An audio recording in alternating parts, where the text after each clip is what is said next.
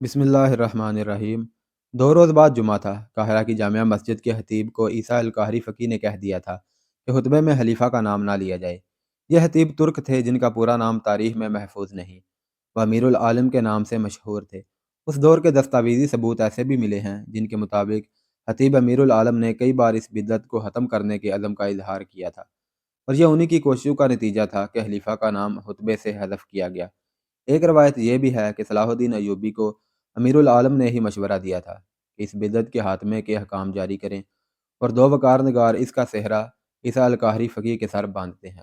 ہو سکتا ہے یہ منصوبہ خطیب امیر العالم اور مذہبی امور کے مشیر عیسیٰ القاہری فقی کے پیش نظر بھی ہو، لیکن صلاح الدین ایوبی کی گفتگو کی جو دستاویزات مل سکی ہیں ان سے پتہ چلتا ہے کہ یہ دلیرانہ اقدام سلطان صلاح الدین ایوبی کا ہی تھا۔ بہرحال اس میں کوئی شک نہیں رہتا کہ اس وقت سچے مسلمان موجود تھے۔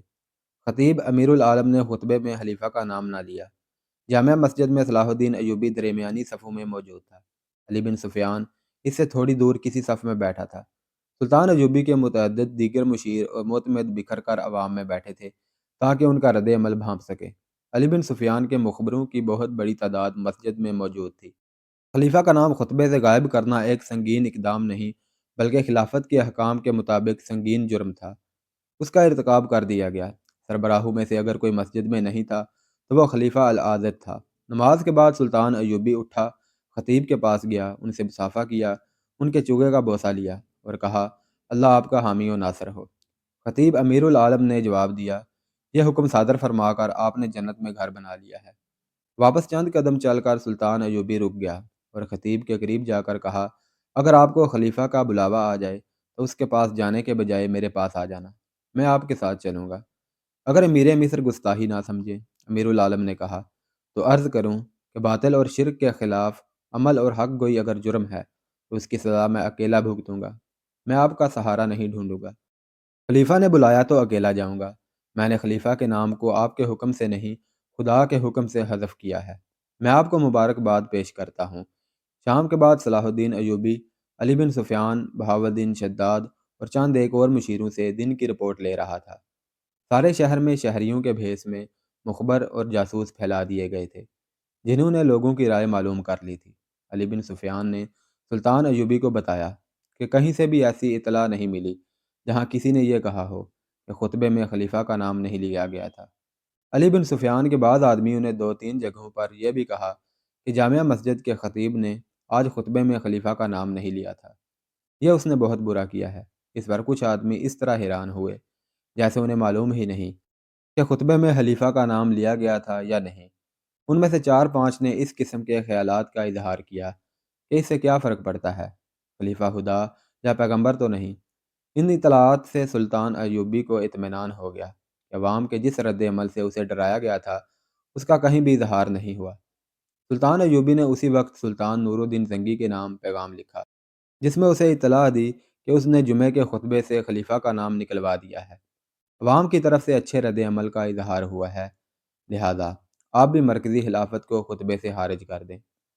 اب لبے لباب کا طویل پیغام لکھ کر اس نے حکم دیا کہ قاصد کو علی صبح روانہ کر دیا جائے جو یہ پیغام نور الدین زنگی کو دے کر واپس آ جائے۔ اس کے بعد اس نے علی بن سفیان سے کہا کہ خلیفہ کے محل میں جاسوسوں کو چوکنا کر دیا جائے، وہاں ذرا سی بھی مشکوک حرکت ہو تو فوراً اطلاع دیں۔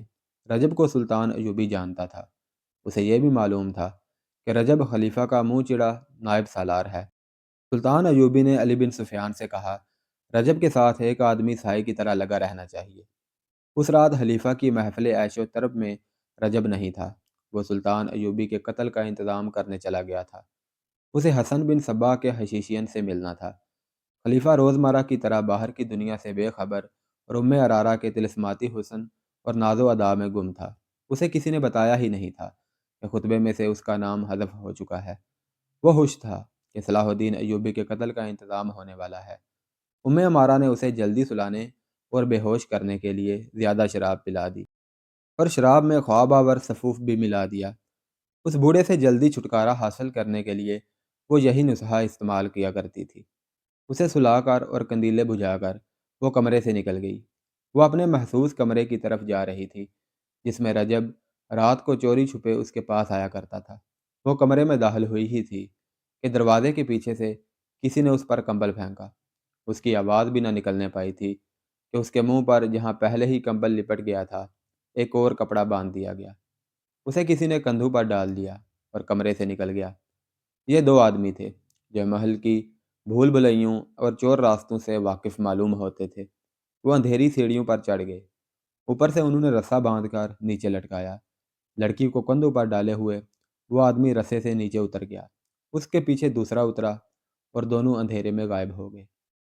کچھ دور چار گھوڑے کھڑے تھے اور ان کے پاس دو آدمی بیٹھے ہوئے تھے۔ انہوں نے اپنے ساتھیوں کو اندھیرے میں آتے دیکھا اور یہ بھی دیکھ لیا کہ ایک نے کندھے پر کچھ اٹھا رکھا ہے۔ وہ گھوڑوں کو آگے لے گئے۔ سب گھوڑوں پر سوار ہو گئے۔ ایک سوار نے لڑکی کو اپنے آگے ڈال لیا۔ ان میں سے کسی نے کہا، گھوڑوں کو ابھی دوڑانا نہیں، ٹاپو سے سارے شہر کو جگا دیں گے۔ گھوڑے آہستہ آہستہ چلتے گئے اور شہر سے نکل گئے۔ یہ سلطان صلاح الدین ایوبی کا کام ہے۔ امیر مصر کے سوا ایسی جرت اور کوئی نہیں کر سکتا۔ اس کے سوا اور ہو ہی کون سکتا ہے۔ کثر خلافت میں یہی شور و غبار بپا تھا کہ اور آرا کو صلاح الدین ایوبی نے اغوا کرایا ہے۔ رجب واپس آ گیا تھا۔ محل کے کونے کونے کی تلاشی لی جا چکی تھی۔ محافظ دستہ کمانداروں کے عتاب کا نشانہ بنا ہوا تھا۔ وہ کماندار بھی سپاہیوں کی طرح تھر تھر کانپ رہے تھے۔ ایک لڑکی کا اغوا معمولی واردات نہیں تھی، اور لڑکی بھی ایسی جسے خلیفہ حرم کا ہیرا سمجھتا تھا۔ محل کے پچھواڑے سے ایک رسا لٹک رہا تھا۔ زمین پر پاؤں کے نشان تھے جو تھوڑی دور جا کر گھوڑوں کے نشانات میں ختم ہو گئے تھے۔ ان سے یہ ثبوت بھی مل گیا تھا کہ لڑکی کو رسے سے اتارا گیا ہے۔ اس شک کا اظہار بھی کیا گیا کہ لڑکی اپنی مرضی سے کسی کے ساتھ گئی ہے۔ خلیفہ نے اس شک کو مسترد کر دیا تھا۔ وہ کہتا تھا کہ ارارا اس پر جان چھڑکتی ہے۔ یہ صلاح الدین ایوبی کا کام ہے۔ رجب نے العادت سے کہا، قصر خلافت میں ہر کسی کی زبان پر یہی الفاظ ہیں کہ اس کے سوا اور کوئی بھی ایسی جرت نہیں کر سکتا۔ ہر کسی کے کانوں میں یہ الفاظ رجب نے ہی ڈالے تھے۔ اسے جو ہی ارارا کی گمشدگی کی اطلاع ملی تھی، اس نے سارے محل میں گھوم پھر کر ہر کسی سے لڑکی کے متعلق پوچھا اور ہر کسی سے کہا تھا، یہ سلطان ایوبی کا کام ہے۔ قصر صدارت کے اعلیٰ حاکم سے ادنا ملازم تک انہی الفاظ کو دہرائے چلے جا رہے تھے، اور رجب کے یہ الفاظ خلیفہ العادت کے کانوں میں پڑے تو اس نے ذرا بھر سوچنے کی ضرورت نہ سمجھی کہ یہ الزام بے بنیاد ہو سکتا ہے۔ اس کے کانوں میں یہ تو پہلے ہی ڈالا جا چکا تھا کہ سلطان ایوبی عورتوں کا شیدائی ہے۔ ارارا نے اسے یہ بتایا تھا کہ سلطان صلاح الدین ایوبی حرم کی 4 لڑکیوں کو خراب کر چکا ہے۔ خلیفہ نے اسی وقت اپنے خصوصی قاصد کو بلایا اور اسے کہا کہ امیر مصر کے پاس جاؤ اور اسے کہو کہ پردے میں لڑکی واپس کر دو، میں کوئی کارروائی نہیں کروں گا۔ جس وقت خلیفہ قاصد کو یہ پیغام دے رہا تھا، اس وقت قاہرہ سے 10-12 میل دور 3 شتر سوار قاہرہ کی طرف حرامہ حرامہ آ رہے تھے۔ وہ مصر کی فوج کے گشتی سنتری تھے۔ مصر کے سیاسی حالات چونکہ اچھے نہیں تھے، جاسوسوں اور تحریب کاروں کی سرگرمیاں رکنے کی بجائے بڑھتی جا رہی تھیں۔ سلطان ایوبی کو اچھی طرح معلوم تھا کہ ملک میں غداری اور بغاوت کی چنگاریاں بھی سلگ رہی ہیں۔ اس سوڈانی فوج کی طرف سے جسے اس نے برطرف کر دیا تھا، خطرہ پوری طرح ٹلا نہیں تھا۔ اس فوج کے کماندار، عہدیدار اور سپاہی تجربہ کار عسکری تھے، کسی بھی وقت ملک کے لیے خطرہ بن سکتے تھے۔ سب سے بڑا خطرہ تو یہ تھا کہ سلطان ایوبی کے مخالفین نے صلیبیوں سے دوستانہ کر رکھا تھا۔ ان کے جاسوسوں کو وہ پناہ اڈا اور مدد مہیا کرتے تھے۔ ان خطرات کے پیش نظر دارالحکومت سے بہت دور دور اور ہر طرف فوج کے چند ایک دستے رکھے گئے تھے۔ ان کے گشتی سنتری دن رات صحراؤں اور ٹیلوں ٹیکریوں کے علاقوں میں گھوڑوں اور اونٹوں پر گشت کرتے رہتے تھے تاکہ آنے والے خطرے کی اطلاع قبل از وقت دی جا سکے۔ وہ 3 شتر سوار انہی دستوں کے گشتی سنتری تھے جو اپنی ذمہ داری کے علاقے میں گشت کر کے واپس آ رہے تھے۔ آگے مٹی اور پتھروں کی پہاڑیوں اور چٹانوں کا وسیع علاقہ تھا۔ وہ ایک وادی میں سے گزر رہے تھے کہ انہیں کسی عورت کی آہوزاری سنائی دی۔ مردانہ آوازیں بھی سنائی دی۔ ان سے صاف پتہ چلتا تھا کہ لڑکی پر زبردستی کی جا رہی ہے۔ ایک شتر سوار اترا اور اس چٹان پر چڑھ گیا جس کی دوسری طرف آوازیں آ رہی تھی۔ اس نے چھپ کر دیکھا، ادھر 4 گھوڑے کھڑے تھے اور 4 آدمی بھی تھے۔ چاروں سوڈانی حبشی تھے۔ ایک بڑی ہی خوبصورت لڑکی تھی جو دوڑی جا رہی تھی۔ ایک حبشی نے اسے پکڑ لیا اور اسے بازوؤں میں دبوچ کر اٹھا لیا اور اسے اپنے ساتھیوں کے درمیان کھڑا کر کے اس کے سامنے گھٹنوں کے بل ہو گیا۔ اس نے اپنے سینے پر ہاتھ باندھ کر کہا، تم مقدس لڑکی ہو، اپنے آپ کو تکلیف میں ڈال کر ہمیں گناہگار نہ کرو۔ دیوتاؤں کا قہر ہمیں جلا ڈالے گا یا ہمیں پتھر بنا دے گا۔ میں مسلمان ہوں، لڑکی نے چلا کر کہا، تمہارے دیوتاؤں پر لعنت بھیجتی ہوں، مجھے چھوڑ دو، ورنہ میں تم سب کو خلیفہ کے کتوں سے بوٹی بوٹی کرا دوں گی۔ تم اب خلیفہ کی ملکیت نہیں، ایک حبشی نے اسے کہا، اب تم اس دیوتا کی ملکیت ہو جس کے ہاتھ میں آسمانوں کی بجلیوں کا قہر، ناگوں کا زہر اور شیروں کی طاقت ہے۔ اس نے تمہیں پسند کر لیا ہے، اب جو کوئی تمہیں اس سے چھیننے کی کوشش کرے گا اسے صحرا کی ریت جلا کر راکھ کر دے گی۔ ایک حبشی نے دوسرے سے کہا، میں نے تمہیں کہا تھا کہ یہاں نہ رکو، مگر تم آرام کرنا چاہتے تھے، اسے بندھا ہوا چلے چلتے اور شام سے پہلے پہلے منزل پر پہنچ جاتے۔ کیا ہمارے گھوڑے تھک نہیں گئے تھے؟ حبشی نے جواب دیا، ہم ساری رات کے جاگے ہوئے نہیں تھے۔ اسے پھر باندھ لو اور چلو۔ اس لڑکی کو دبوچ لیا۔ اچانک اس کی پیٹھ میں ایک تیر اتر گیا۔ اس کی گرفت لڑکی سے ڈھیلی ہو گئی۔ لڑکی اسے دھکا دے کر بھاگنے لگی تو دوسرے آدمی نے اسے پکڑ کر گھسیٹا اور گھوڑوں کی اوٹ میں ہو گیا۔ ایک اور تیر آیا جو ایک آدمی کی گردن میں لگا۔ وہ آدمی بری طرح تڑپنے لگا۔ جس آدمی نے لڑکی کو پکڑا تھا وہ گھوڑے کی باگ پکڑ کر لڑکی اور گھوڑے کو نشیبی جگہ لے گیا جو بالکل قریب تھی۔ ایک حبشی اور بھی رہ گیا تھا، وہ بھی دوڑ کر نشیب میں اتر گیا۔ یہ تیر اس شتر سوار سنتری نے چلائے تھے جو چٹان پر چڑھ گیا تھا۔ اس نے بعد میں جو بیان دیا اس نے کہا تھا کہ وہ دیوتاؤں کے نام سے ڈر گیا تھا، لیکن لڑکی نے جب یہ کہا کہ میں مسلمان ہوں اور میں دیوتاؤں پر لعنت بھیجتی ہوں تو سنتری کا ایمان بیدار ہو گیا۔ لڑکی نے جب خلیفہ کا نام لیا تو سنتری سمجھ گیا کہ یہ حرم کی لڑکی ہے۔ اس کا لباس، اس کی شکل و صورت اور اس کی ڈیل ڈول بتا رہی تھی کہ یہ معمولی درجے کی لڑکی نہیں، اسے اغوا کیا جا رہا ہے اور اسے سوڈان میں لے جا کر فروخت کیا جائے گا۔ سنتری کو یہ معلوم تھا کہ تھوڑے دنوں بعد سوڈانی حبشیوں کا ایک میلہ لگنے والا ہے جس میں لڑکیوں کی خرید و فروخت ہوتی ہے۔ فوج کو سلطان ایوبی نے یہ حکم دے رکھا تھا کہ عورت کی عزت کی حفاظت کی جائے گی۔ ایک عورت کی عزت کو بچانے کے لیے 1 درجن آدمیوں کے قتل کی بھی اجازت تھی۔ سنتری نے یہ ساری باتیں سامنے رکھ کر فیصلہ کر لیا کہ اس لڑکی کو بچانا ہے۔ اس نے 2 تیر چلائے اور 2 حبشی مار ڈالے۔ اس نے غلطی یہ کی کہ باقی 2 حبشیوں کو پکڑنے کے لیے نیچے اتر آیا۔ اپنے اونٹ پر سوار ہوا، اپنے ساتھیوں کو بتایا کہ بردہ فروشوں کا تعاقب کرنا ہے۔ وہ تینوں اونٹوں کو دوڑاتے دوسری طرف گئے، مگر انہیں چٹان کا چکر کاٹ کر جانا پڑا۔ اس نے یہ بھی نہ سوچا کہ اونٹ گھوڑے کا تعاقب کر سکتا ہے یا نہیں۔ ان تینوں میں سے تیر کمان صرف اسی سنتری کے پاس تھا، باقی 2 کے پاس برچھیاں اور تلواریں تھیں۔ وہ اس جگہ پہنچے جہاں لڑکی اور حبشیوں کو دیکھا گیا تھا، تو وہاں 2 لاشوں کے سوا کچھ بھی نہ تھا۔ سوڈانی حبشی لڑکی کو بھی لے گئے اور اپنے مرے ہوئے ساتھیوں کے گھوڑوں کو بھی۔ شتر سواروں نے تعاقب میں اونٹ دوڑائے، لیکن وہ ٹیلوں اور چٹانوں کا علاقہ تھا، راستہ گھومتا اور مڑتا تھا۔ انہیں بھاگتے گھوڑوں کے ٹاپ سنائی دے رہے تھے جو دور ہوتے گئے اور خاموش ہو گئے۔ شتر سواروں نے 2 لاشیں اونٹوں پر لاد لی اور واپس آ گئے۔ انہیں معلوم تھا کہ یہ لاشیں کس کی ہیں۔ یہ عام قسم کے بردہ فروشوں کی بھی ہو سکتی تھی، انہیں اٹھا لانا ضروری نہ تھا، لیکن لڑکی خلیفہ کی معلوم ہوتی تھی، اس لیے لاشیں اٹھانا ضروری سمجھا گیا تاکہ یہ معلوم ہو سکے کہ اغوا کرنے والے کون ہیں۔ صلاح الدین ایوبی پریشانی اور غصے کے عالم میں ٹہل رہا تھا۔ کمرے میں اس کے مشیر اور معتمد بیٹھے تھے، یہ اس کے دوست بھی تھے۔ وہ سر جھکائے بیٹھے تھے۔ سلطان ایوبی اپنے آپ کو ہمیشہ قابو میں رکھتا تھا، وہ کبھی جذباتی نہیں ہوا تھا۔ وہ غصہ پی جایا کرتا تھا اور ذہن کو پوری طرح قابو میں رکھ کر سوچا اور فیصلہ کیا کرتا تھا۔ ایسے حالات نے بھی اسے آزمایا تھا جن میں جابر جنگجو بھی ہتھیار ڈال دیا کرتے تھے۔ وہ محاصروں میں بھی لڑا تھا اور اس حال میں بھی محاصرے میں رہا تھا کہ اس کے سپاہیوں کے حوصلے ٹوٹ گئے تھے، قلعے میں کھانے پینے کے لیے بھی کچھ نہ رہا تھا اور سپاہیوں کے ترکش بھی خالی ہو گئے تھے۔ اس کے سپاہی اس انتظار میں تھے کہ وہ ہتھیار ڈال کر انہیں اس اذیت اور موت سے بچا لے گا۔ لیکن سلطان صلاح الدین ایوبی نے نہ صرف اپنا حوصلہ ہی مضبوط رکھا بلکہ سپاہیوں میں بھی نئی روح پھونک دی۔ مگر اس روز سلطان ایوبی کو اپنے اوپر قابو نہیں رہا تھا، چہرے پر غصہ بھی تھا اور گھبراہٹ بھی۔ یہی وجہ تھی کہ سب خاموش بیٹھے تھے۔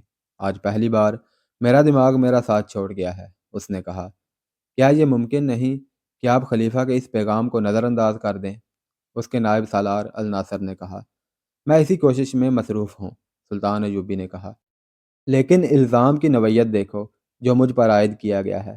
میں نے اس کے حرم کی ایک لڑکی اغوا کروائی ہے۔ استغفر اللہ، اللہ مجھے معاف کرے۔ اس نے میری توہین میں کوئی کسر نہیں چھوڑی۔ پیغام بلکہ دھمکی قاصد کی زبانی بھیجی ہے۔ وہ مجھے بلا لیتا، میرے ساتھ براہ راست بات کرتا۔ میں پھر بھی یہی مشورہ دوں گا کہ اپنے آپ کو ٹھنڈا کیجیے، بہاؤالدین شداد نے کہا۔ میں سوچ یہ رہا ہوں کہ کیا واقعی حرم سے کوئی لڑکی اغوا ہوئی ہے، سلطان ایوبی نے کہا۔ یہ جھوٹ معلوم ہوتا ہے۔ اسے پتہ چل گیا ہوگا کہ میں نے خطبے سے اس کا نام نکلوا دیا ہے۔ اس کے جواب میں اس نے مجھ پر یہ الزام لگا کر کہ میں نے اس کے حرم کی ایک لڑکی اغوا کرائی ہے، انتقام لینے کی کوشش کی ہے۔ سلطان ایوبی نے عیسیٰ القاہری فقیہ سے کہا کہ ایک حکم نامہ مصر کی تمام مسجدوں کے نام جاری کر دو کہ آئندہ کسی مسجد میں خطبے میں خلیفہ کا ذکر نہیں کیا جائے گا۔ آپ اس کے ہاں چلے جائیں اور اس سے بات کریں، الناصر نے کہا۔ اسے صاف الفاظ میں بتا دیں کہ خلیفہ قوم کی عزت کا نشان ہوتا ہے، لیکن اس کا حکم نہیں چل سکتا، خصوصاً اس صورتحال میں جب حالات جنگی ہیں اور دشمن کا خطرہ باہر سے بھی ہے اور اندر سے بھی موجود ہے۔ میں تو یہاں تک مشورہ دوں گا کہ اس کے محافظ دستے کی نفری کم کر دیں، سوڈانی حبشیوں کی جگہ مصری دستہ رکھیں اور اس کے محل کے اخراجات کم کر دیں۔ میں اس کے نتائج سے آگاہ ہوں، ہمیں مقابلہ کرنا ہی پڑے گا۔ ہمیں اللہ پر بھروسہ رکھنا چاہیے۔ میں نے ہمیشہ اپنے اللہ پر بھروسہ کیا ہے، سلطان ایوبی نے کہا۔ خدائے ذوالجلال مجھے اس ذلت سے بھی بچا لے گا۔ دربار اندر آیا، سب نے اس کی طرف دیکھا۔ اس نے کہا، صحرا کے گشتی دستے کا کماندار اپنے 3 سپاہیوں کے ساتھ آیا ہے۔ وہ سوڈانیوں کی لاشیں لائے ہیں۔ سب نے دربان کی مداخلت کو اچھی نظر سے نہ دیکھا۔ اس وقت سلطان ایوبی بڑے ہی اہم اور خفیہ اجلاس میں مصروف تھا، لیکن سلطان نے دربان سے کہا، انہیں اندر بھیج دو۔ سلطان ایوبی نے اپنے دربان سے کہہ رکھا تھا کہ جب بھی اسے کوئی ملنے آئے وہ اسے اطلاع دے، اور اگر رات اسے جگانے کی ضرورت محسوس ہو تو فوراً جگا لے۔ سلطان کوئی بات اور کوئی ملاقات التوا میں نہیں ڈالا کرتا تھا۔ عہدیدار اندر آیا، اس کا چہرہ گرد سے اٹا ہوا اور تھکا تھکا نظر آتا تھا۔ سلطان ایوبی نے اسے بٹھایا اور دربان سے کہا کہ اس کے لیے پینے کے لیے کچھ لے آؤ۔ عہدیدار نے سلطان کو بتایا کہ اس کے گشتی سنتریوں نے 4 سوڈانی حبشیوں سے ایک مغویہ لڑکی کو چھڑانے کی کوشش میں 2 کو تیروں سے مار ڈالا ہے اور وہ لڑکی کو اٹھا کر بھاگ گئے ہیں۔ عہدیدار نے بتایا کہ سنتریوں کے بیان کے مطابق لڑکی خانہ بدوش یا کسی عام گھرانے کی نہیں تھی، وہ بہت ہی امیر لگتی تھی اور اس نے کہا تھا کہ وہ خلیفہ کی ملکیت ہے۔ معلوم ہوتا ہے، سلطان ایوبی نے کہا، خدائے ذوالجلال میری مدد کو آ گیا ہے۔ وہ باہر نکل گئے۔ کمرے میں بیٹھے ہوئے سب حاکم اس کے پیچھے چلے گئے۔ باہر زمین پر 2 لاشیں پڑی تھیں۔ ایک لاش پیٹ کے بل تھی اور اس کی پیٹھ میں تیر اترا ہوا تھا۔ دوسری لاش کی گردن میں تیر پیوست تھا۔ پاس 3 سپاہی کھڑے تھے۔ انہوں نے امیر مصر کو، جو ان کا سالار اعلیٰ بھی تھا، شاید پہلی دفعہ دیکھا تھا۔ وہ فوجی انداز سے سلام کر کے پرے ہٹ گیا۔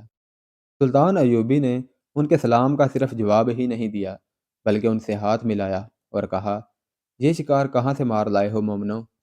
اس سنتری نے جس نے چٹان سے تیر چلا کر 2 آدمیوں کو مارا تھا، سلطان ایوبی کو سارا واقعہ پوری تفصیل سے سنا دیا۔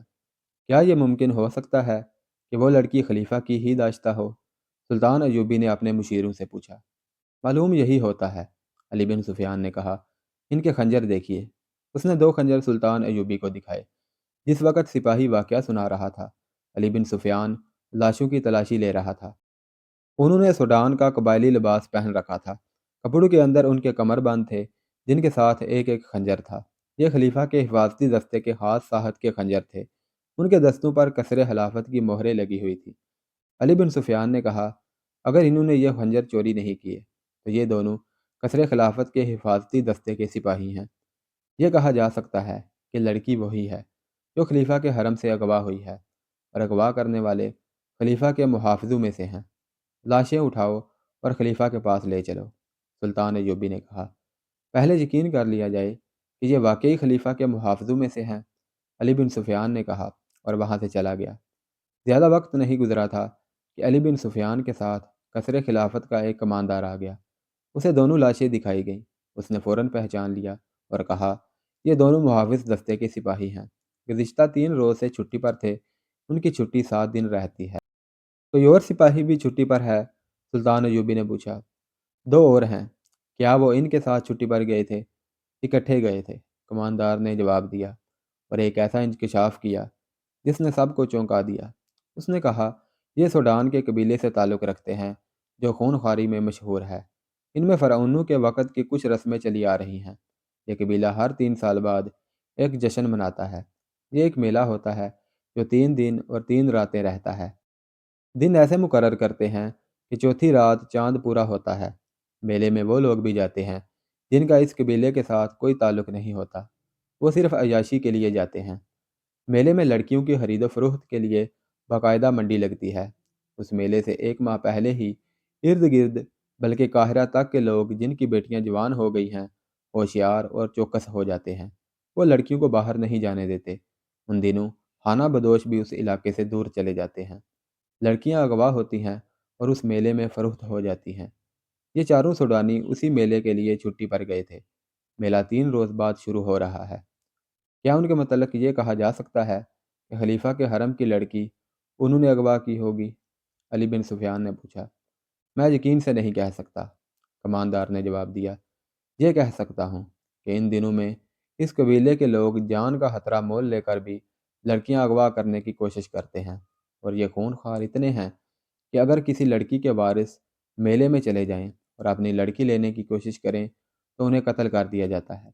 लड़कियों के गाहकों में मिस्र के अमीर, वजीर और हाकिम भी होते हैं। मेले में ऐसे कहबाखाने भी खुल जाते हैं जहाँ जुआ, शराब और औरत के शुदाई दौलत लुटाते हैं। उस जश्न की आखिरी रात बड़ी पुरस्रार होती है। किसी खुफिया जगह एक नौजवान और गैर मामूली तौर पर हसीन लड़की को कुर्बान किया जाता है। यह किसी को भी मालूम नहीं कि लड़की को कहाँ और किस तरह कुर्बान किया जाता है। यह काम उनका एक मजहबी पेशवा, जिसे हबशी खुदा भी कहते हैं, वो करता है। उसके साथ बहुत थोड़े से खास आदमी और 4-5 लड़कियां होती हैं। लोगों को लड़की का कटा हुआ सर और होंठ दिखाया जाता है, जिसे देखकर यह कबीला पागलों की तरह नाचता और शराब पीता है।